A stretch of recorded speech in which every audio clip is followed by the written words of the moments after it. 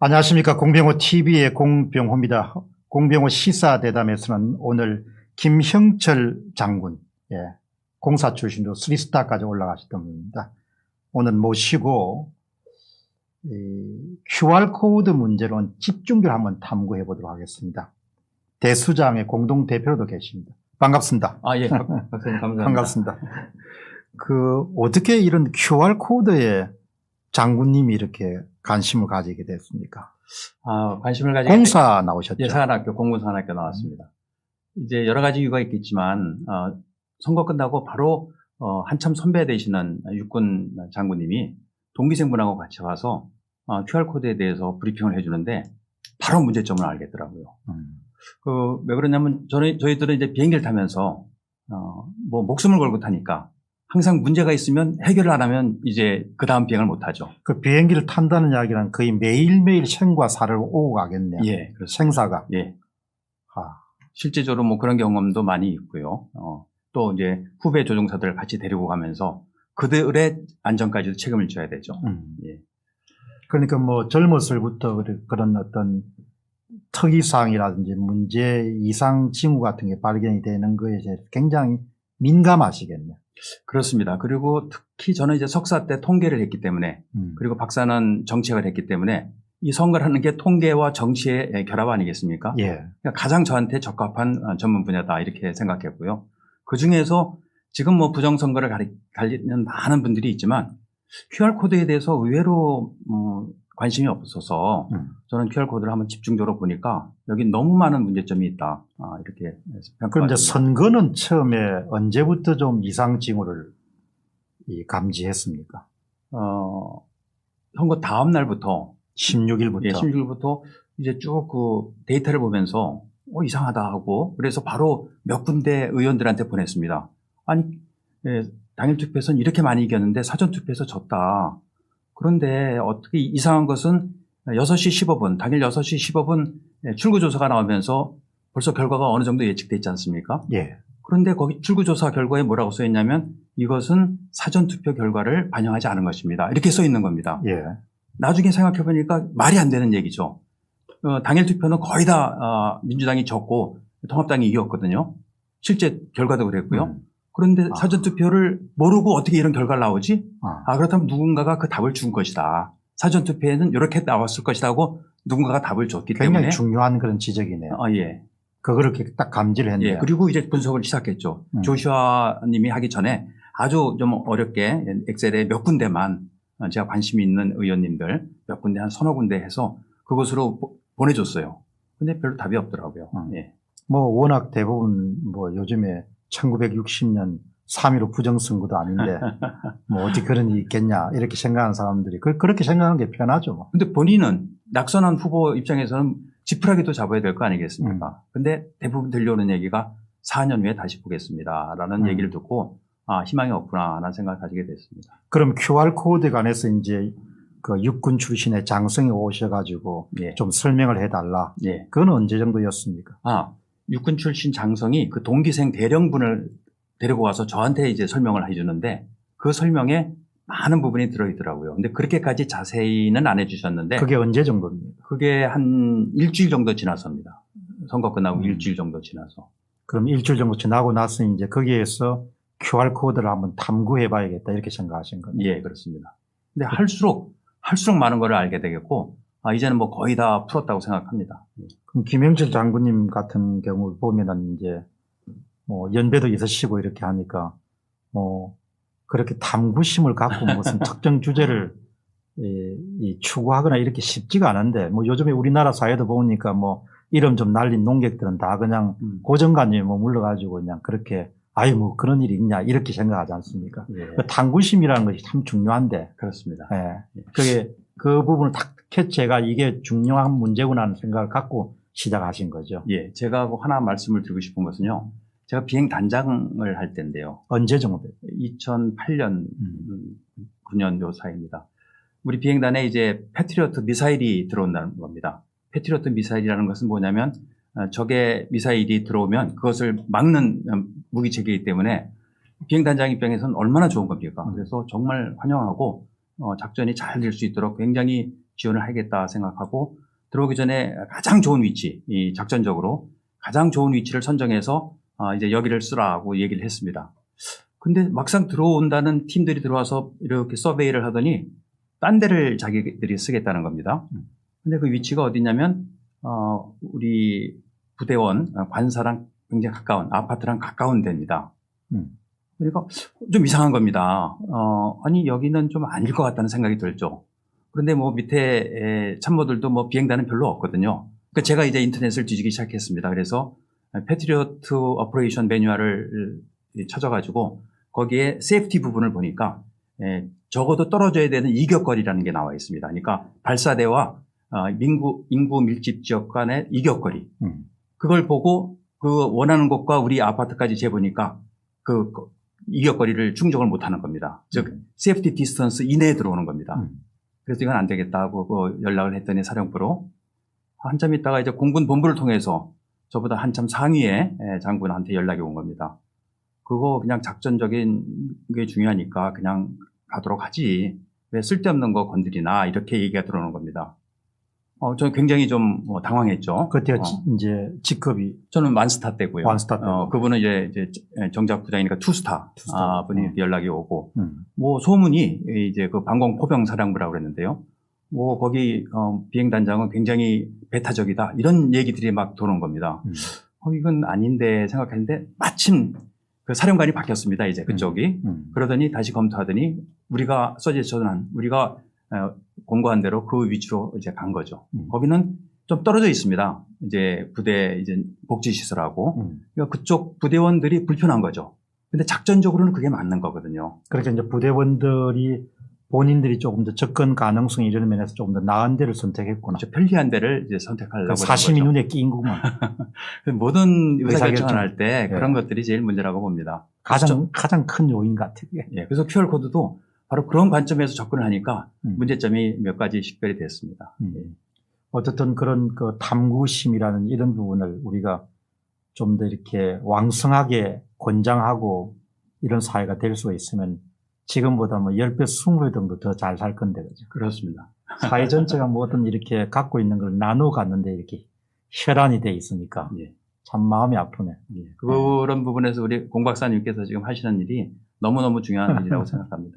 그러면 이제 QR코드를 이제 문제를 접근하면은 예. 맨 처음에 지금 이제 말씀을 해 주실 부분이 어떤 부분이 있는가? QR코드 일반에 대해서 한번 그리고 우리 선거 제도에 대해서 한번 살펴보면서 좀 디테일한 부분을 알려드리도록 하겠습니다. 예. 한번 시작을 해 보시죠. 예, 그러겠습니다. 다 아시는 바와 같이 사전 투표에만 QR코드가 이제 들어있지 않습니까? 예. 당일 투표는 없고요. 자, 그런데 사전 투표에 QR코드가 쓸 수 있는 법적인 근거가 바로 이 공직선거법입니다. 예. 151조 6항에 보면 투표용지에 인쇄하는 일련 번호는 바코드 형태로 표시해야 된다. 그리고 바코드에는 일련 번호, 선거명, 선거구명, 관할 선거관리위원회명을 담을 수 있다. 이게 이제 바코드잖아요. 그렇습니다. 이렇게 해야 된다는 거죠. 근데 이번에 이제 조지아 테크의 그 리차드 데밀로 교수 논문을 보니까 심지어 바코드도 위험하다 그렇습니다. 이야기하는데. 예. 그리고 이제 바코드, 그 다음 또 2차 바코드, 예. 그리고 QR코드. 예. 엄격하게 구분하더만 세 가지를. 그러니까 이게 이제 공직선거법에는 이런 형태는 용인이 된다. 그렇습니다. 근데 이거는 이제 그래도 유권자들이 이렇게 좀 읽을 수 있네요. 숫자가 나와 있죠. 그러니까 참관인들이나 유권자가 이걸 읽을 수 있는 게 중요하지 않습니까? 이 정보를. 그렇죠. 그죠? 예. 근데 이제 바코드만 만일 법규에 명시가 돼 있다면 QR코드가 2차원의 바코드이기 때문에 사용해도 된다는 주장을 수용할 수밖에 없을 텐데 법 좀 보십시오. 바코드하고 가로치고 막대 모양의 기호라고 돼 있지 않습니까? 컴퓨터가 인식할 수 있도록 표시한 막대 모양의 기호. 예. 그러니까 아마 입법 과정에서 이 사람들이 바코드만 해놓으면 또 이게 장난을 칠 수 있으니까 구체화시켰다. 맞습니다. 예. 뭐 명백하기 때문에. 그런데 이제 제가 이제 QR코드를 본격적으로 탐사하기 시작한 것이 바로 이겁니다. 이게 지난 2017년 대통령 선거가 끝나고요. 중앙선거관리위원회를 대상으로 대통령 선거 무효 소송이 지금 제기돼 있고 지금도 진행 중입니다. 근데 거기서 답변서가 온 것 중에 QR코드를 사용한 이유가 세 가지입니다. 우선 제작 또는 복사해서 사용할 경우에 위조된 투표용지를 정확히 가려내야 되겠다는 게 첫 번째 이유더라고요. 두 번째는 1차원 바코드에 비해서 QR코드는 더 많은 정보를 담는다. 저는 여기서 더 많은 정보를 담을 필요가 없는데 왜 저걸 이유라고 들지 하는 생각이 드는 겁니다. 그들이 원하는 것은 31자리 내지 34자리면 되거든요. 뭐 투표하는데 더 많은 정보가 왜 필요하죠? 그것이 나쁜 거죠. 더 많은 정보를 담을 수 있다면 나쁜 거기 때문에 사실은 배제를 했어야 되는데 그거를 이유라고 하니까 뭔가 있구나. 예. 그다음에 세 번째 훼손됐을 때 복구할 수 있다. 예. 이건 좋은 얘기죠. 그래서 자 그럼 지금 그런데 그 첫 번째 보면은 이제 예. 위조된 투표용지를 정확히 가려낼 수 있도록 위조된 투표용지를 정확히 가려내는데 현재 바코드로 충분하잖아요. 그렇죠. 예, 충분하죠. 일련 번호만 있으면 되니까. 예. 번호가 있으니까 번호를 찾으면 될 거 그렇습니다. 아닙니까? 그러니까 이것도 납득이 안 되고 예. 유권자 입장에서 예. 더 많은 정보를 요구하는 것도 납득이 안 되고 이거는 또 모르겠습니다. 예. 바코드가 충분히 가능할 것 같은데. 바코드는 안 됩니다. 그래서 복구 기능은 없고요. 복구 기능은 QR코드만 있는데 박사님 정확히 지적하셨지만 저 1번 문제 말입니다. 예. 저거 문맥을 딱 보면 사전투표는 복사나 위조할 수 있구나 하는 것을 그들도 안 겁니다. 왜냐하면 4일, 5일 동안 보관하고 있어야 되니까 그 사이에 무슨 일이 있을지 모르는 거죠. 디지털 기기로 사전투표용지를 제작 또는 복사해서 사용할 경우 예. 그 위조된 투표용지를 정확히 가려낼 수 있다. 예. 그러니까 위조될 수 있다는 거 아는 거죠. 왜냐하면 당일 투표에 대해서는 이런 걱정을 안 하지 않습니까? 그럼에도 불구하고 사전투표를 계속 독려해 와서 이번에 27%까지 이제 된 거 아닙니까? 예. 지난 1174만 명. 근데 실제로 그거 자료를 보시면요. 그거는 10분 전 자료고 1180만이 넘어서 정확히 27%입니다. 전체 유권자의. 1180만. 80만이 넘었습니다. 지금 중앙선관위 거기 데이터에 들어가 보시면요. 계속 한번 가보겠습니다. 그래서 저는 이제 QR코드에 대해서 왜 중앙선관위가 이렇게 과도하게 집착을 하나. 저는 이제 군인이었기 때문에 35년간 군인은 뭡니까? 적과 싸우는 거고 적과 싸우려면 적의 의도를 파악해야죠. 의도는 드러난 의도가 있고 숨은 의도가 있습니다. 드러난 의도는 누구나 다 파악하는데 훌륭한 군인 또는 훌륭한 지휘관은 적의 숨은 의도를 파악하는 것이 훌륭한 군인입니다. 그래야 자기 부대원들을 살릴 수 있고 전쟁을 승리로 이끌죠. 그런데 대부분의 이 과도한 것은 분명히 뭔가 숨기는 의도가 있다는 거죠. 그리고 저는 군생활하면서 연합사령부에서 이제 정보참모부장을 했기 때문에 북한군의 숨은 의도를 계속적으로 연구를 했죠. 미군들하고 같이 상의도 하면서 그러면서 이제 하나씩 풀어가는 것이 이제 군대의 군사 업무이기 때문에 이것도 그런 관점에서 한번 접근을 해볼까. 그런 경험이 굉장히 젊은 날 그런 경험이 큰 도움이 됐겠네. 그렇습니다. 예.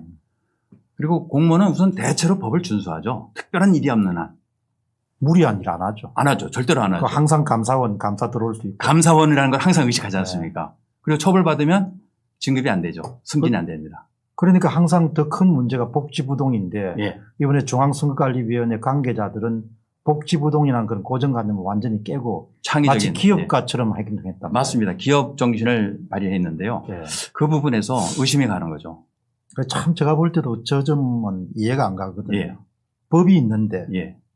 법이 정한 것을 넘어섰을 때 본인이 치료해야 될 비용이 어떤 건지를 어느 누구보다 잘 아는 사람들이 맞습니다. 왜 저렇게 했을까? 그러면 예. 저도 이제 어떻게 생각하는가 하니까 보상이 굉장히 크거나 예. 뭔가 이렇게 큰 것이 있구나. 그렇게 저도 예상을 하죠. 또는 위에서 자기가 거역할 수 없는 곳에서 명령이 예. 오거나. 저는 이제 그 말씀 아까 말씀하셨지만 저게 뭐 이런 동기나 이런 거지만 저는 경제학을 해놓으니까 항상 그 상대방의 그 인센티브 시스템. 예. 저 양반의 동기가 그러니까 이런 법을 만들 때는 저 양반의 동기가 뭐냐. 저렇게 행동할 때는 예. 저 동기가 뭐냐. 맞습니다. 그렇게 많이 생각하는데 예. 딱 그대로네. 예. 말씀하시죠. 그리고 QR코드를 사용한 것 때문에 지금까지도 대선, 2017년 대선 무효 소송이 진행 중에 있습니다. 아직 끝난 것도 아니고 각하된 것도 아니거든요. 그리고 더 중요한 것은 결정적인 것이죠. 3번인데요. QR코드를 합법적으로 사용하기 위해서 2018년부터 법률 개정을 시도했는데 결국 안 됐어요. 그러니까 뭐냐면 국회에서도 이건 문제 있다고 생각해서 못한 거거든요. 근데 선거관리위원회는 그럼에도 불구하고 이번에 하겠다는 거죠. 그건 뭐 말이 안 되네요. 그래서 네. 징계나 처벌을 감수하고 QR코드 사용을 강행한 것은 반드시 QR코드를 써야만 하는 이유가 이 안에 숨어 있다는 거죠.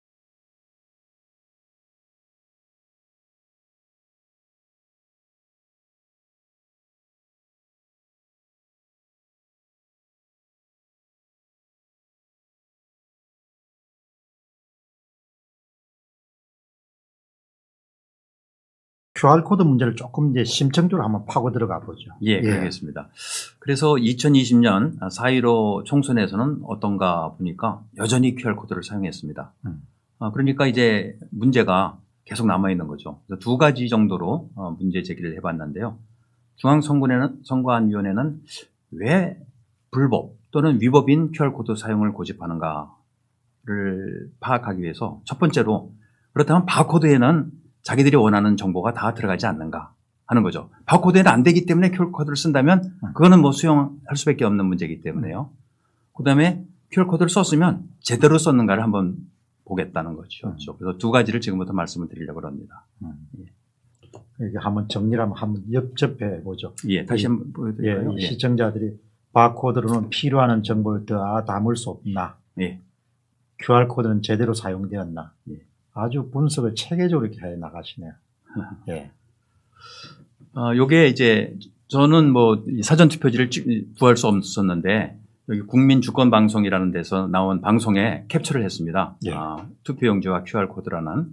그래서 나타난 게 저 우측에 상단에 있는 QR코드인데요. 거기 스캐닝을 해보니까 31자리가 저렇게 나와 있습니다.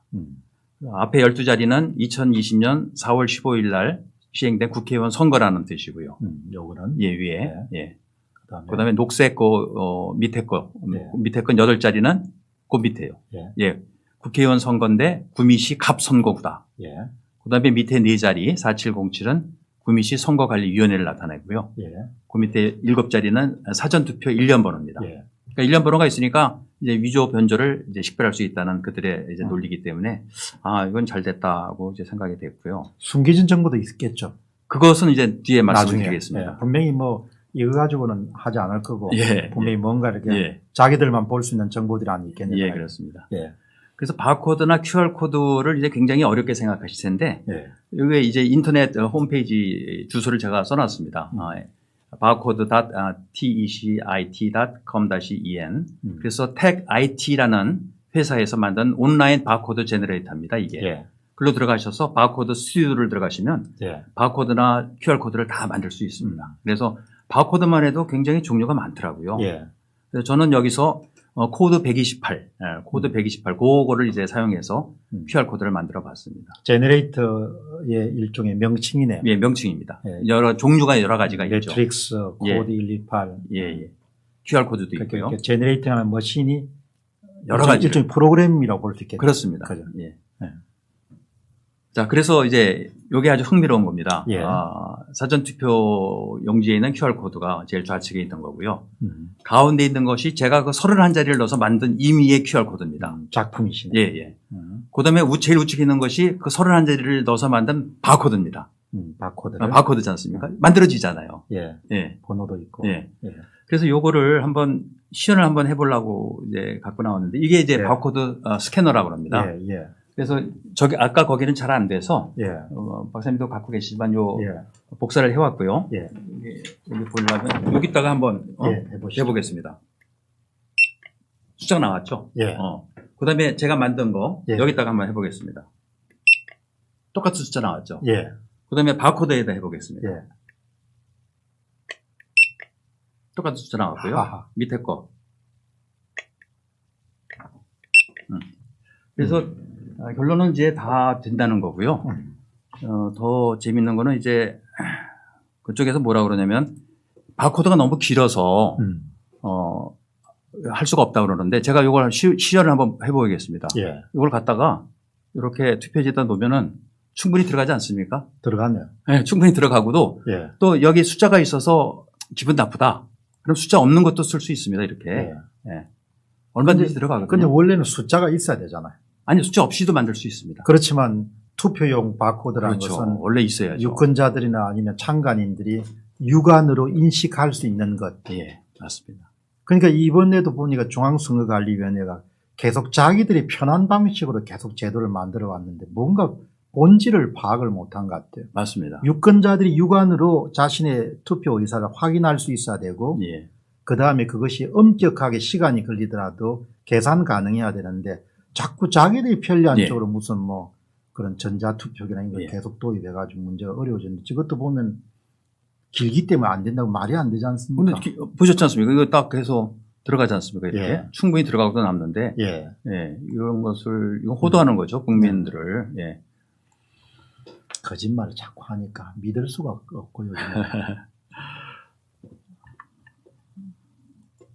거짓말을 왜 자꾸 그렇게 하는지 모르겠어요. 그런데 좀 전에 보셨나 모르겠지만요, 실제 사전 투표에 있는 QR 코드하고 31자리로 만든 QR 코드가 모양을 자세히 보십시오.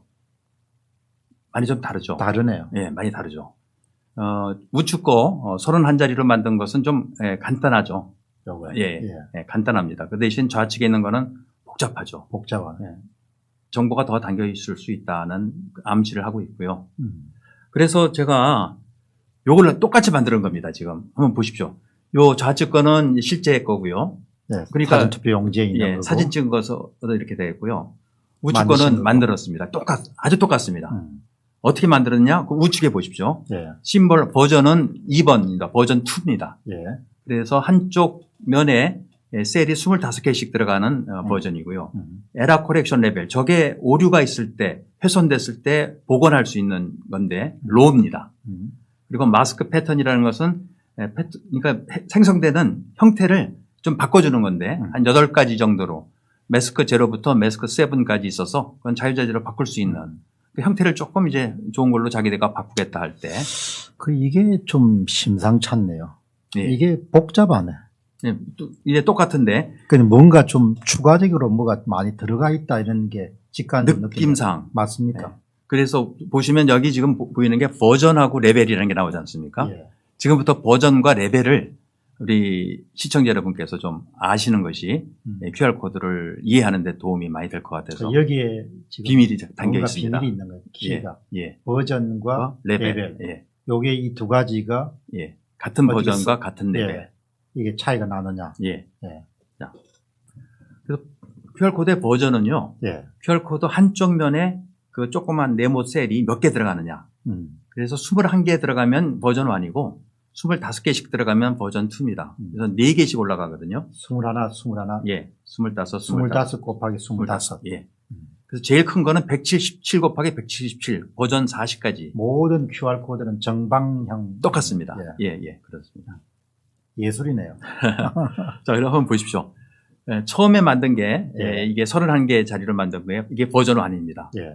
왜 그러냐면, 좌측 한번 세로변을 보시면, 예. 저 큰 네모 있지 않습니까? 예. 거기에 7개가 들어갑니다. 7개. 밑에도 7개 들어가죠. 7개. 그 다음에 그 가운데에 7개. 치워보시면 7개 들어가는 거예요. 그러면 37에 21. 21 곱하기 21. 그래서 버전 1. 그러면 여기에 작은 그런 박스가 21 곱하기 21개가 여기에 차 있는 거예요. 그렇습니다.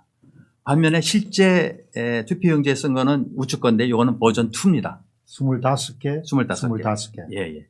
그러니까 버전 1으로 충분히 만들 수 있는데 버전 2를 썼다는 거죠.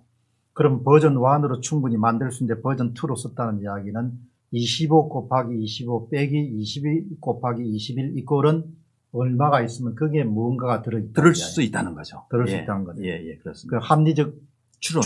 추론을 할 수 있는 거네. 예, 그렇습니다.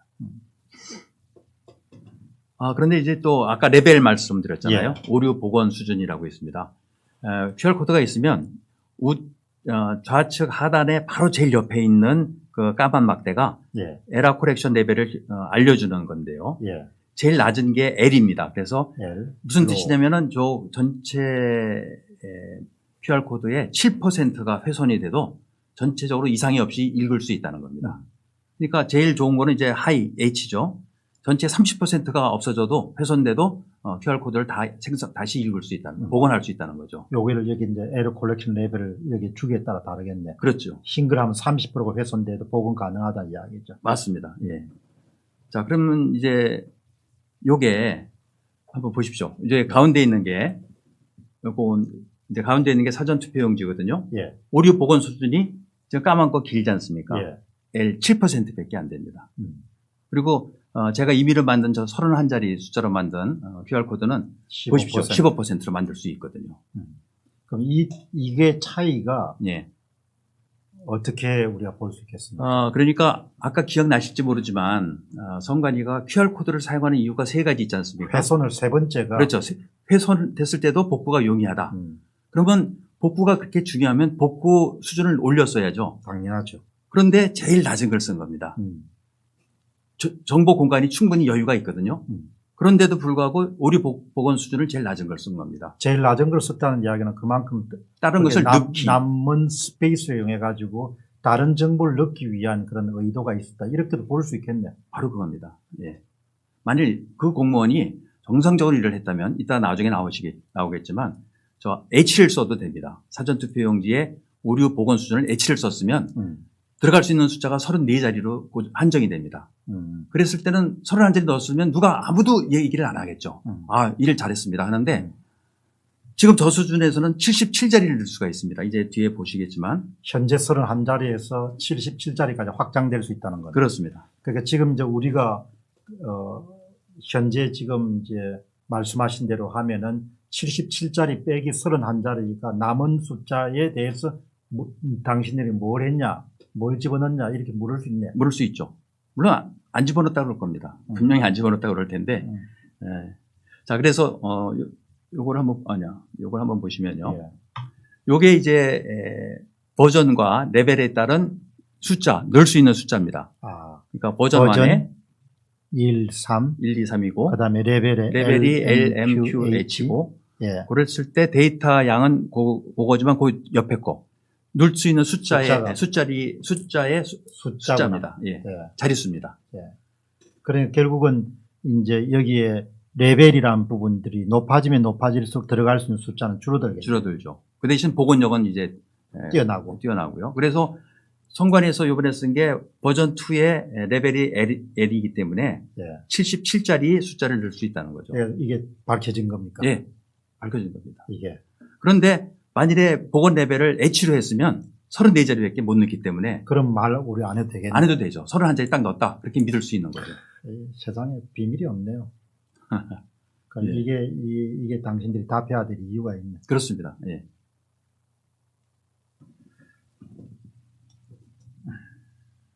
근데 보통 분들은 이렇게 설명드리면 잘 이해를 못하고 복잡하니까 관심을 안 가지시는데 뭐 박사님께서 워낙 뭐 경영학에 뛰어나시고 그러니까 바로 그 문제 본질을 파악하시는데 결국은 이 레벨하고 버전하고의 상호관계라는 것이 굉장히 중요하겠네요. 중요하다고 저는 서로가 예. 대체관계네요. 예, 그렇습니다. 그게 이번 사건도 한번 이제 시청자들을 위해 우리가 정리를 하면은 기본적으로 이 양반이 복원 그 레벨 수준을 H까지 올렸으면 우리가 의심 안 할 건데. 그렇죠. 그리고 그렇게 약속했고. 예. QR코드를 도입하는 이유가 중앙선거관리위원회가 복원율을 높이기 위해서다. 예.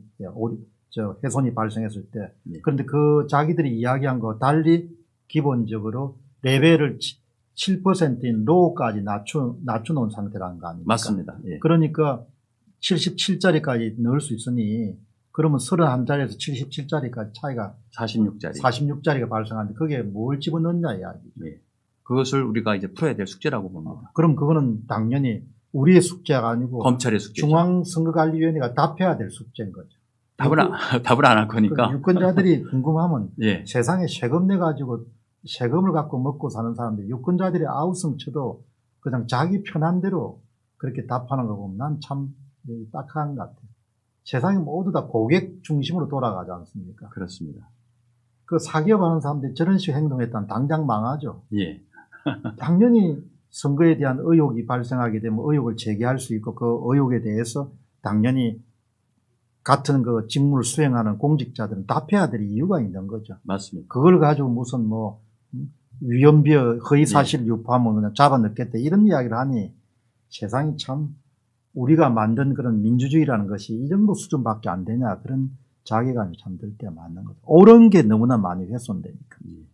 오늘 간단하게 이야기하면 77자리에서 31자리 그 차이를 이야기하라는 거죠. 그렇습니다. 예. 예. 중앙선거관리위원회 관계자들이 77짜리까지 늘린 이유를 이야기해야 돼.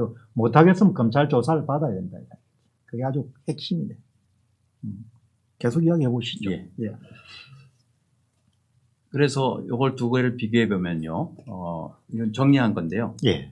좌측 거는 31자리 QR코드를 만들어서 버전 1이고 오류 복원 수준을 M으로 해서 15%로 했을 때 34자리를 들 수 있기 때문에 예. 이렇게 썼어야 된다는 거죠. 그런데 우측에 보시다시피 실제 투표용지에는 버전 2고 그 레벨은 L로 했기 때문에 77자리까지 지금 들어갈 수 있다는. 그게 요게 이제 정상 상태. 그렇죠. 이렇게 만들었어야 돼요. 이렇게 만들었어야 되고 예. 당위고 예. 이거는 이제 실제. 예. 실제로 드러난. 드러난 그 레벨이 7%, 이거는 15%. 예. 그 사이에 넣을 수 있는 숫자가 QR코드에 34자리, 77자리. 예. 그러니까 요 차이 격차에 대해서 또 레벨의 차이에 대해서 이제 유권자들이 의심을 하고 의구심을 갖게 되는 거죠. 그렇습니다. 예. 예. 자, 그래서 요걸 한번 비교해 본 건데요. 예. 레벨 1으로 만들었을 때 L을 쓰면은 예. 41자리까지 될 수 있고요. 예. M을 쓰면은 34자리로 줄어드는 거죠. 예. 저쪽에서도 마찬가지 버전 2에서 레벨을 L로 했기 때문에 77자리를 담는데 예. 레벨을 H로 올리면 34자리밖에 못 담죠. 그러니까 저렇게 업무 수행을 했으면 그 공무원은 깔끔하게 일을 잘한 거죠. 요렇게 했으면은 예. 그 훼손 시에 복원력을 최대한 올리고 올리고 그 다음에 숨겨진 곳에 담을 수 있는 정보를 최대한 줄였으면 그렇습니다. 통상은 31자리라고 하니까 3자리 정도 더 넣을 수 있는 거네요. 예. 그건 별로 의미가 요렇게 없죠. 해서는 예. 이제 크게 문제가 없었는데 지금은 요렇게 만들어 놓으니까 문제가 발생하는 거지 않습니까? 그렇습니다. 예. 요거를 여러분들이 굉장히 관심 있게 보셔야겠네요. 요 차이를. 예. QR코드 좀 심층 분석으로 들어가겠습니다. 예. 그래야 될 것 같습니다. 이제 77자리를 넣어가지고 34자리죠. 예. 그 사이에 이제 격차가 뭘 집어넣냐 이런 문제를 이제 우리 탐구를 그렇습니다. 구체적으로 하는 거죠. 네. QR코드에 관한 논문이 이제 여러 가지 나왔는데 대략 2013년을 기준으로 QR코드에 비밀 자료를 집어넣을 수 있다는 논문들이 중국을 중심으로 이제 나옵니다. 요것도 지금 보시면 중국 학자 4사람이 공동으로 발표한 2019년에 발표한 건데요. 주요 내용만 말씀드리면 QR코드에 비밀 자료를 숨길 수가 있고 정확한 그 키값, 이제 그 자료를 생성할 때 넣은 키값을 알고 있는 사람만이 확인할 수 있다는 거죠. 그리고 딴 사람이 해커가 복사를 하더라도 키값을 모르기 때문에 그 비밀 자료가 유출이 안 된다. 이런 굉장히 중요한 시점이 예, 2013년이고. 예, 2013년부터 이런 것들이 이제 연구가 되기 시작합니다. 중국에서 많이 발전돼 가지고 이 상용화되어 있다는 이야기는 그 양반들은 결국은 중국의 공산당이 인민들을 관리하거나 통제하기 위한 목표를 갖고 있을 것이고 예. 거기에 대해서 돈이 몰리게 되면 자동적으로 과학자들은 그쪽에 대해서 관심을 쏟을 수밖에 없지 않습니까? 그러네요. 예. 그리고 또 한편의 논문은 이건 2014년에 인터내셔널 컨퍼런스 후에 이제 게재된 논문인데 QR 코드의 암호 메시지입니다. 스테가노그래피. 네. 그것이 현대에 있어서 보팅 시스템, 전자 보팅 시스템에 큰 위협이 된다는 논문입니다. 아주 의미 있네요. 네. QR코드의 암호 메시지가 전자 개표 시스템에 예. 상당히 위협이 된다. 예. 그러니까 가장 핵심 메시지가 뭡니까? 예. 그 밑에 건데요. QR코드의 암호 기능으로 자료를 숨길 경우 유권자의 개인정보 유출과 표 훔치기가 가능하다. 이게 몇 년 논문입니까? 2014년 스페인에서 발간된 논문입니다. 예. Security and Cryptography. 예. 그래서 요거 이제 결론인데요. 결론 부분에서 QR코드에는 비공개 자료, 히든 인포메이션이라고 되어 있습니다. 비공개 자료를 포함시킬 수 있고. 그래서 QR코드가 투표 시스템에 사용될 때는 여기 항상 비공개 자료가 포함될 수 있음을 염두에 둬야 된다. 이렇게 경고를 주고 있는 겁니다. QR코드가 투표 시스템에 사용될 때는 예. 여기에 그런 투표 시스템 QR코드를 주도하는 자가 예. 주어가 들어가겠네요. 그렇죠. 비공개 자료가 포함될 수 있음을 염두에 두어야 된다. 아주 중요한 거네. 예. 그래서 그걸 방지하기 위해서는 그에 적합하도록 투표 시스템을 다시 설계해야 된다는 거죠. 그리고 추가적인 보안 조치를 강구해야 된다는 겁니다. 대단히 중요한 거네요. 그래서 유럽에서는 그래서 독일, 프랑스가 다 전자투표를 안 하고 분류기나 개수기를 안 쓰는 이유가 바로 이런 것 때문에 그렇다고 생각됩니다. 저 앞에서도 말씀이 나왔지만 결국은 중앙선거관리위원회가 세계적인 그런 추세나 이런 부분을 무시하고 자신들이 그 개수하는 시간을 줄이거나 이런 목적으로 너무나 많은 그런 전자화를 시도한 것이 오늘 같은 문제를 가져온 것 같아요. 그렇습니다. 네. 예. 근데 이제 그 양반들은 이 조혜주 씨나 이런 분들도 2002년도에 그런 전자개표 시스템을 도입하는 그런 과장으로 도입하는 주역이었기 때문에 그 왜 사람이 어떤 걸 하고 나면은 자기 과거를 부정할 수 없지 않습니까? 그러네요. 예. 그러니까 한번 도입하고 난 다음에 계속 고다 이런 식의 현상이 지금 발생하는 것 같아요. QR코드도 그런 맥락 같습니다. 예. 다시 바코드로 돌아가기는 자신들의 그 업적이 부정되는 그 거죠. 자기 자신을 부정해야 되고 예. 또 자기가 잘못한 걸 부정해야 되고 예. 인정하는 인정해야 거예요. 그러니까 하시죠. 예. 자, 그런데 이제 일본에서는 이걸 상용화를 했더라고요. 예. 덴소사에서 QR코드의 종류를 이렇게 내놨는데 제일 좌측은 이제 정상적인 QR코드고요. 정상. 예. 빨간 걸 쳐놓은 것이 이제 SQR 코드라고 Secured QR 코드죠. 이게 secured. 네, Secured. Secure QR. 보안이 예. 이제 가미된 그런 QR 코드. secured라는 용어를 예, 쓰구나. secured. 그래서 덴소사에서 이것을 이미 상용화를 했습니다. 예. 그래서 이 재래식 일반적인 QR 코드는 그 안에 많은 자료를 탑재할 수 있고요. 많은 자료를 탑재할 수 모든 있고 리더기로 이제 읽을 수 있는 거죠. 이런 걸로 뭐 했을 때 전혀 비밀 자료가 없기 때문에 모든 리더 읽을 수 있고 예, 보안 기능이 기능이 없죠. 없고 일반적인 QR 코드인데 근데 거기에 비해서 Secured QR 코드는 암호값을 넣어서 특정 자료를 비화할 수 있는 거예요. 예. 이제부터. 예. 그리고 비공개 자료와 공개 자료가 혼재해 있다는 거죠. 예. 그리고 암호값을 알거나 특수 리더기를 가진 사람만 그 비밀 자료를 알 수 있는 겁니다. 그리고 더 중요한 것은 바로 이 컨벤셔널 QR 코드하고 외견상의 차이가 전혀 없다는 겁니다. 그러니까 눈으로 봐서는 구별이 안 된다는 아주 장점이 있는 거죠. 대단히 위험하네요. 예. 겉으로는 아무 차이가 나지 않는데 예. 암호값이나 특수 리더기만 비공개 자료 확인 가능하고 예. 비공개 자료를 상당 부분 집어넣을 넣을 수 있고 굉장히 이게 상용화가 되게 몇 년 정도부터 글쎄요. 그것은 좀 거기 홈페이지에 들어가서 봤기 때문에 정확한 건 모르겠는데. 근데 어떻든 간에 분명한 것은 2013년부터 중국 학자들 중심으로 해가지고 QR코드가 상당히 이 비밀화될 수 있는 그런 쪽으로 연구가 시작이 되는 거죠. 거죠. 예. 그래서 아마 이게 구체적으로 상용화가 되기 시작하는 것이 한 2015년 이후 막 이렇게 되는 것 같습니다. 그래서 요게 이제 그 덴소사의 공식 홈페이지에 나온 자료인데요. 예. 이렇게 해석하시면 됩니다. 좌측 자리에 보면 이 정보를 넣는 구역 자체가 두 구역이라는 거죠. 예. 그래서 퍼블릭 데이터를 넣는 곳과 프라이빗 데이터를 넣는 곳이 분리되어 있다. 예. 예를 들어서 퍼블릭 데이터에는 0, 1, 2, 3, 4, 5, 6을 넣고 예. 프라이빗 데이터, 히든 인포메이션에는 이름이라든가 성별이라든가 나이를 넣었을 경우에 예. 우측에서 제너럴 QR 리더, 그러니까 일반적인 QR 리더로는 0, 1, 2, 3, 4, 5, 6, 즉 퍼블릭 데이터만 나오는 거죠. 요거는 못 읽는다. 밑에 건 못 읽는 거죠. 예. 이게 프라이빗 에어리에 있는 데이터는 단지 이 키를 갖고 있는 사람만 그렇죠. 읽을 수 있는 거네. 예, 암호값을 갖고 있는 사람. 대단히 위험한 거네. 그래서 선거에 쓰면 안 된다는 거죠. 아무리 자기들이 안 썼다고 그래도 쓸 수 있는 개연성이 너무 높기 때문에. 그리고 아까 박사님 보셨지만은 34자리로 줄여놨으면 별로 의심을 안 할 텐데 77자리를 고집하는 겁니다. 참 어마어마한 비밀이. 이 사람들이 이걸 하면서 발각이 안 될 수 있다고 그렇게 본 것 같아요. 글쎄요. 제가 이번에 이 선거 문제를 다루가면서도 지금 소수의 그런 업무자들하고 대다수의 집단지성이 전쟁을 벌리는 거에 비교할 수 있단 말이에요. 맞습니다. 이것도 그냥 다 공개된 정보니까 전 세계 사람들이 달라 들어가지고 그냥 연구를 해가지고 그냥 발표하는 거잖아요. 예, 그래서 숨길 수 없는 거거든요. 이것만 봐도 저희라는 것이 너무나 명확하네요. 공공 영역에 있는 파브릭 데이터는 함께 읽을 수 있지만 자기들이 사적으로 집어넣은 비밀스러운 정보라는 것은 전혀 읽을 수 없고 특정인만 키값을 갖고 있는 사람만 읽을 수 있다. 예. 이것만 하더라도 그냥 그 의도나 숨은 저희가 어떤 건지 너무나 명확하네.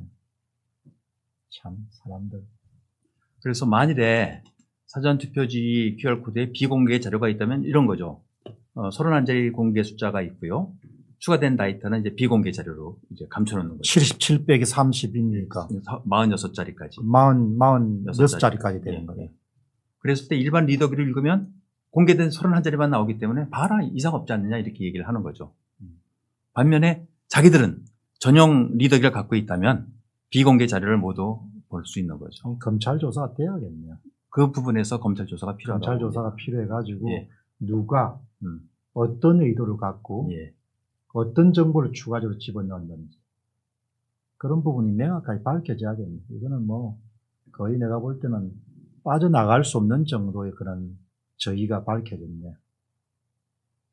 이 정도의 정보가 지금 상당히 공룡화되어 있는 상태니까 아니면 일부 사람들한테만 지금. 저도 처음에 최근에 알게 됐기 때문에 아마 관심이 이렇게 뭐 이런데 바쁜데 관심 가지시겠습니까? 필요한 사람들은 이제 알죠. 그러니까 누구는 뭐 중국도 갔다 오고 막 그렇지 않았겠습니까? 또 관계된 사람들 만나기 위해서. 예.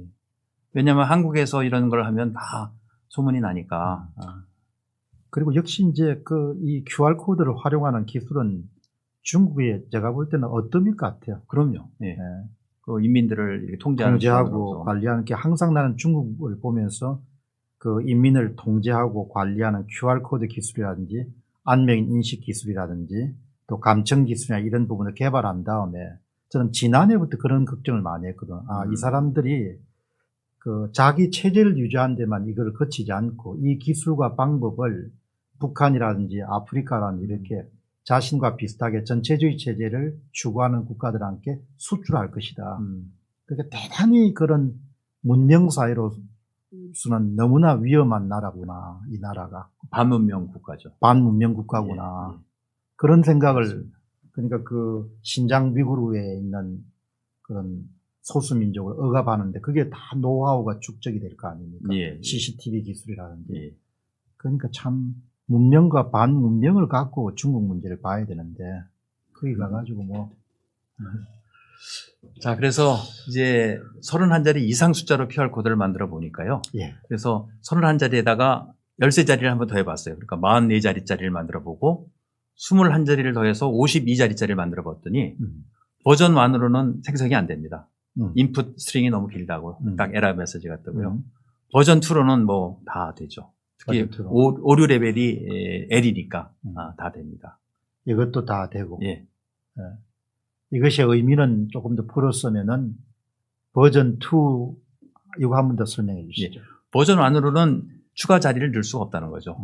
예를 들어서 뭐 주민번호가 13자리인데 31자리에다가 13자리를 보태서 44자리를 만들래도 만들 수가 없는 겁니다. 버전 1으로는. 이미 풀부킹이라는 이야기예요. 그렇습니다. 풀부킹이 됐고 버전 2로는 44자리는 물론이고 52자리까지 넣을 수 있는 거죠. 뭐 맥시멈 77자리까지 하기 때문에 이거 이제 입증을 해준 거고요. 이걸 직접 해보신 거예요? 그럼요. 예, 다.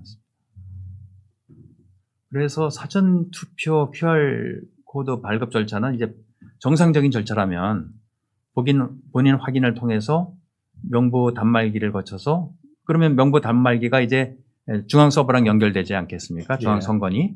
그때 들어가는 것은 이제 주민번호일 거고요. 예. 그럼 거기서 투표자 선거 정보를 주면 단말기가 다시 프린터한테 명령을 내려서 이제 투표용지를 발급받으니까 이런 절차죠. 프린터를 하는 거죠. 예, 프린터로. 사전 투표는 대부분 프린터로 해야죠. 예, 프린터로. 그런데 만일에 그 과정에서 돌아와서 프린터와의 명령을 할 때 개인 정보를 비공개 처리로 준다면 QR 코드에 충분히 숨길 수가 있다는 거죠. 요거 좀 자세히 한번 설명해 보시죠. 그러니까 절차는 똑같습니다. 이제 유권자가 들어오셔서 본인 확인서에다가 자기 주민등록증을 끼워 넣으면은 이제 그게 명부 단말기로 가서 거기서 중앙 서버로 연결이 되는 거죠. 주민번호 어떤 사람이 왔다. 그러면 중앙 서버가 이 사람은 이름은 홍길동으로 뭐 서초구에 어디 그러니까 요거는 정상 경로네. 아니 정상 경로에서 지금 저 빨간 거 거기에 넣을 때 개인 정보를 비공개로 처리하라고 딱 명령을 넣으면 QR 코드에 그게 들어갈 수 있다는 거죠. 그러니까 기본적으로 정상 경로 외에 하나를 더 붙인 거예요. 그렇죠. 그렇다면 저렇게 얼마든지 가능하다는 거예요. 얼마든지 이렇게. 예. 그리고 이제 개표와 개수기를 거치면서 다 정상이거든요. 예. 그런데 보면 개표할 때 QR코드 용도가 없어요. 전혀 QR코드를 썼다는 얘기가 없지 않습니까? 그런데 여기서 중요한 사항이 있는데요. 그 28일 날 과천에서 선관위가 이제 시연회를 했지 않습니까? 했죠.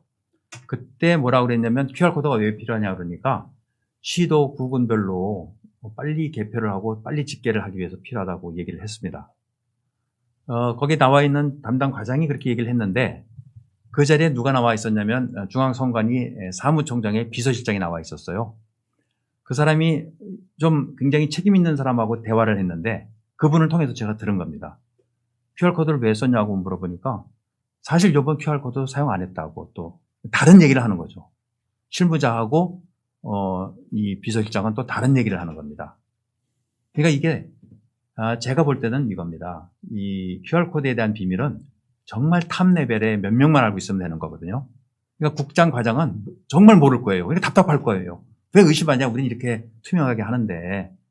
근데 QR코드에 저런 히든 인포메이션을 넣는다는 것은 딱 두 명, 세 명만 알고 있으면 되는 거고 모든 자료는 이제 다음 장에 나오겠지만 중간 서버로 보내서 거기서 다 처리하면 되는 거기 때문에 여러 사람이 알을 필요가 없는 거죠. 알아도 안 되고요. 그렇게 일부의 상당히 많은 종류의 그런 업무에 관해서는 중앙선거관리위원회의 관계자들이 모를 가능성이 상당히 높다. 모르죠. 모르게 했어야죠. 또. 그래 알 필요도 없고 네. 알면 저렇게 당당하게 못 하거든요. 네. 그러니까 현재 발견되는 이렇게 오프라인 상에서의 그런 부정행위를 의심받는 행위에 대해서는 그거는 이제 좀 논의의 문제인데 최소한 온라인 상에서의 조작과 관련해서는 극소수의 사람들만 알고 있습니다. 아주 극소수입니다. 아주 극소수의 사람들만. 그러니까 어떻게 보면은 중앙선거관리위원회 관계자들도 너무나 억울하고 야근하면서 열심히 했는데 왜 우리가 이렇게 욕을 먹냐. 이런 부분에 대한 그런 게 있을 것 같아요. 그렇습니다. 그러니까 이제 서로 의견이 많이 달랐는 거죠. 그런데 이제 많이 보셨죠? 조슈아 님이 공경원 TV에 나와서 이렇게 해준 건데 저는 여기에 그런 생각을 한 겁니다. 야, 저런 시스템을 구축해 놓고 표갈이나 표언기만 했을까 하는 생각을 해봤을 때 이게 딱 풀리더라고요. 이 개수기를 거치면서 그 사전선거 투표에서 자료가 기표 정보가 나왔을 거고요. 개인 정보가 들어가 있다면 어떤 개인이 누굴 찍었다는 게 나오지 않습니까? 그게 빅데이터가 이제 수집이 될 수 있는 거죠. 그러니까 그거는 선거하고 관계없이 이 경로를 통해 가지고 별도의 서버에 축적돼 가지고 유권자의 그 정치적 성향 같은 것을 파악할 수 있는 자료로 축적됐을 것이다. 그럴 가능성이 충분히 있는 거네. 그러니까 저런 시스템을 구축해냈다면 그걸 못할 이유도 없는 거죠. 그렇게 하고 뭐 그렇게 이 정도의 보상이 따라야 그 정도로 뭐 무리한 조치를 안 하겠습니까? 그렇습니다.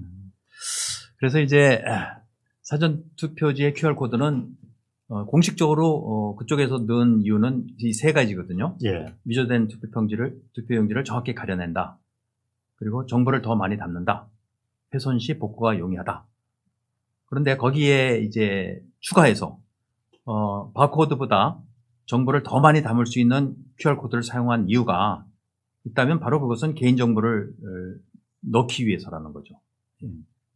그리고 QR코드에 포함된 개인정보하고 이미 기표하고 나면 두 개가 결합되면은 빅데이터가 생성이 가능한 겁니다. 이게 뭐 아주 중요하겠네. QR코드에 포함된 개인정보와 기표 정보가 결합되면 국민 개개인의 투표 성향에 관한 빅데이터 생성이 가능하고 이런 부분 정도의 보상이 따라야 그 정도의 무리한 조치를 취할 수 있었을 것이다. 이렇게 볼 수 있는 거죠. 이것은 뭐 헌법에 규정한 비밀투표 원칙에 뭐 굉장히 위배되는 거고 그래서 야 이러니까 50년 집권 얘기를 한 것이 아닌가. 그리고 이런 종류의 노하우를 또 이웃나라한테서 배웠을 가능성도 굉장히 높고 그 사람들이야 뭐 그런 부분들이 자, 그래서 결론으로 말씀드리면 총정리를 하면은 법은 사전투표용지의 QR코드 사용을 금지하고 있습니다. 우리가 이 시간을 통해서 전 시간을 통해서 입증했습니다만은 바코드에도 31자리는 충분히 담기고 그 바코드가 사전투표용지에도 들어갈 수 있습니다. 그럼에도 불구하고 처벌을 감수하고 지금 QR코드를 쓰고 있거든요. 네. 쓰면서도 QR코드를 버전 2의 오류 복원 수준을 L로 낮춰놨습니다. 왜 오류 복원 수준을 올리지 않았습니까? 저는 묻고 있는 거죠. 네. 그게 중요하다 그러면서 왜 그것을 올리지 않았을까? 왜 77자리를 고집을 할까 하는 겁니다. 그리고 또 하나 중요한 것은 요 3번인데요. 이제 26군데 선거구에서 재검표가 이루어질 거거든요. 재검표. 예. 예. 옛날처럼 이렇게 기표 현황만 봐서는 안 된다는 거죠. 왜냐하면 중앙선관위가 QR코드를 쓰는 1번 이유로 위조나 변조된 투표용지가 들어갔을 경우 정확히 식별한다는 것을 이유로 내세웠지 않습니까? 그러니까 요번은 반드시 QR코드 분석을 해야 된다. 그것을 만일에 선관위가 부정을 하거나 법원에서 받아들이지 않는다면 우리는 부정선거를 했습니다 하고 자인하는 것이다. 저는 이렇게 말씀드리고 싶습니다. 네. 그래서 이제 우리가 밝혀야 될 것, 검찰이 밝혀야 될 것은 QR코드에 있는 46자리의 빈 공간에 무엇이 들어있는 것을 밝혀야 되겠습니다. 참 이게 중요한데 이게 이제 제가 오늘 그걸 맞추고 나서 방송을 한번 공부를 좀 해야겠네. 너무너무 중요한 거니까. 이게 지금 한 번 더 이게 보시죠. 이게 이제 법원 사전투표 용지에 QR코드 사용을 금지하고 있잖아요. 그렇죠. 예. 바코드를 쓰라고 하고 있죠. 어느 나라 공무원이 법을 위반하냐 이야기예요. 그것도 선거 관리를 하는 분들이. 난 사업가가 법을 위반한 그래도 돈 때문에 그렇게 할 수 있다 이렇게 하지만 중앙선거관리위원회 선관위가 어떻게 법을 위반하냐 이야기. 그것도 선거법을요. 자기들의 모법인데 이해가 안 가죠. 그러면 이해는 안 가지만 분명한 것은 그만큼 충분한 보상이 있었다는 거죠. 특정 목표를 달성하기 위해서 무리수를 둘 수밖에 없었다는 그렇게 합리적 의심을 할 수밖에 없는 거죠. 보상이 크게 따르지 않는데 어떻게 범죄를 범하겠습니까? 그냥 심심해서 넣었다 이렇게 좀 하겠지만 그렇게 해서 그 인간의 범죄 심리학적 측면에서 보면 너무나 명확하지 않습니까? 보상이 현저한 그런 보상이 약속되지 않는 그런 한도 내에서는 위법 행위를 하지 않지 않습니까? 대부분 사람들이. 이게 제가 볼 때는. 그리고 그 양반들이 또 이제 그 QR코드, 2차원 QR코드, 그 다음에 2차원 바코드, 예. 바코드, 2차원 바코드, 그 다음에 QR코드 이렇게 엄격하게 구분이 되지 않습니까? 예. 2차원 바코드하고 QR코드가 같다, 이렇게 좀 이야기하는데, 그건 말이 안 되죠. 2차원 바코드를 QR코드라고 하긴 하더라고요. 2디멘전 코드, 이렇게 해서 QR코드라고 하는데, 법에선 그래서 가로치고 막대 모양이라는 것을 막대 모양. 넣은 이유가 그렇게 자의적으로 해석하지 말라는 거거든요. 그럼에도 불구하고 QR코드를 고집하는 것은 박사님 말씀대로 분명한 의도가 있는 거죠. 그 다음 두 번째도 이제 너무 중요하니까, 예. 진짜 처음에 그 중앙선거관리위원회가 우리가 QR코드를 사용하는 세 가지 이유를 본인 스스로가 제시했으면 그것에 맞춰서 오류 복원 수준을 올리려면 반드시 A를 하면 안 되는 거죠. 그렇죠. H를 해야 되는 예. 거죠. 예. H 했으면은 추가적으로 입력할 수 있는 정보도 없을 테니까 이번처럼 이렇게 난리법석을 안 쳐도 되는 거고. 맞습니다. 세 번째는 재검표 시는 이 부분은 정말 중요한 거니까 그 과거 방식처럼 그냥 수개표에 머물지 않고 예. QR코드의 그 인식을 통해 가지고 그 부분을 한번 정확하게 한번 말씀을 예. 해주시죠. 그래서 처음에는 아까도 QR코드 리더기로 이렇게 했더니 그 엑셀로 담을 때 잘 안 담깁니다. 이게 끝에가 다 0000 처리되고 그래서 제 능력으로는 한계가 있어서 대학원생하고 같이 이제 리서치를 해보니까 그걸 다 풀었습니다. 그래서 정확하게 숫자로 놓고 이걸 숫자를 비교할 수도 있게 만들었습니다. 그래서 저희 구상은 재검표할 때 QR코드 분석팀을 만들어서 2인 1조가 돼서 이 노트북 가지고 이거 가지고 가서 검표가 딱 끝나면 그걸 다 찍어가지고 엑셀로 데이터화해서 한 4만 몇천 명 되겠죠. 그걸 다 한 다음에 이제 소팅을 하면 숫자대로 쫙 나오지 않습니까? 그래서 뒤에서 앞을 빼보면 1씩 나와야 되는 거예요. 그렇지 않습니까? 1년 번호니까. 맞죠. 그런데 같은 번호가 나오거나 왕창 떨어져 있거나 그러면 부정선거고 또 예를 들어서 4만 6천 명이 투표를 했는데 뭐 5만 번, 6만 번이 나오면 역시 부정선거죠. 부정투표지죠. 그것을 밝히겠다는 겁니다. 그러니까 이번에는 재검표에는 과거와 다른 것은 단순히 육안으로 본 재검표에 수개표 작업이 끝나서는 안 되고 안 된다. 반드시 QR 코드를 통해 가지고 정말 그게 맞는지 예. 그게 정확하면은 1번 간격으로 하나, QR 하나. 코드가 다 나와야 된다. 그렇습니다. 그래서 QR 코드 관련된 전문 팀들이 조성이 돼 가지고 민정위원회 같은 데도 해서 QR 코드 리더기가 다 읽어 가지고 엑셀 파일 작업을 한다. 예. 예. 그게 그야말로 소팅을 하게 되면은 1순위로 쫙 나 있으면 그거는 오케이. 예. 그런데 그게 뭐 3하고 그다음 7이 있고 그다음에 같은 게 뭐 몇백 20이 장씩 있고 나오고. 뭐 이렇게 예, 예. 나오면 그건 아니다. 야. 아니죠. 예. 그래서 만일에 그거를 중앙선거관리위원회가 거부하겠다. 그럼 부정선거라냐. 자기들이 고백하는 거죠. 우리 부정선거를 했습니다 하고. 예. 그러면은 그거는 반드시 부정선거다. 야. 그렇습니다. 그렇게 확신을 합니다. 예. 리트머스 시험지라고 할 수 있고요. 그래서 선거원위에서도 이럴 것 같아서 우리 그럴 인력 없다 그럴 것 같아서 제가 이제 대한민국 수 예비역 장성단의 공동대표니까 의협심이 강한 예비역 장성들 한 대여섯 명하고 대학원생이나 대학생들 발란티어를 찾아서 팀을 구성해서 우리가 지원해 주겠다. 이렇게 지금 제안을 해놓은 하시고 상태입니다. 뭐 그다음에 이제 만일에 필요하시면 주요 유튜브들도 자원자를 모으면 되니까 예, 예. 네, 방송해 가지고 예. 그다음에 이 QR 코드의 네 번째 46자리 77 빼기 31 예. 예, 거기에 대해서는 누가 지시했는지 어떤 정보를 집어넣는지 그런 부분들은 명확히 밝혀져야겠네요. 그렇습니다. 예. 결국은 중앙선거관리위원회가 자기 머리를 못 깎겠네. 그렇습니다. 검찰이 윤석열 검찰이 좀 정신 차려가지고 이 업무를 수행해야겠네. 21세기에 20년 흐른 지금 그냥 이런 문제 가지고 참 정말 오늘 아주 명쾌하게 정리가 되는데 QR코드 이 분석에 심층 분석하시면서 어떤 생각을 좀 많이 좀 드셨습니까? 참, 우리 대한민국에 살면서 예비역 장성이 이런 것까지 해야 되나 하는 정말 자괴감이 들었고요. 서로 믿지를 못하는 거 아니겠습니까? 근데 쭉 방송을 통해서도 박사님께서도 느끼셨겠지만 믿지 못하도록 스스로가 행동을 해왔기 때문에 이것을 그럼에도 불구하고 잘했겠지 하고 넘어가서는 안 된다는 생각을 갖고 있습니다. 왜냐하면 결국 저는 군인이었고 예비역도 예비역입니다. 아직도 국가가 부르면 나가야 될 사람이고요. 평생을 적과 대치하면서 나라를 지켰는데 결국 끝까지 여생을 나라를 지키는 데 바쳐야 되겠다는 생각을 하고 있습니다. 네. 어쨌든 참 오늘 뭐 국민들한테 한 말씀 있으시면 좀 국민들한테 한번 이렇게 이야기 좀 하시죠. 우리 공병호 TV를 시청해 주신 시청자 여러분 정말 감사드리고요. 공병호 박사님 정말 외로운 싸움을 하고 계십니다. 그렇지만 이 싸움은 정의의 싸움이고 또 선의 싸움이기 때문에 반드시 승리할 겁니다. 승리해서 대한민국의 자유민주주의가 다시 반듯하게 서는 그날까지 시청자 여러분 그리고 국민 여러분 함께 해주시기를 기원하겠습니다. 감사합니다.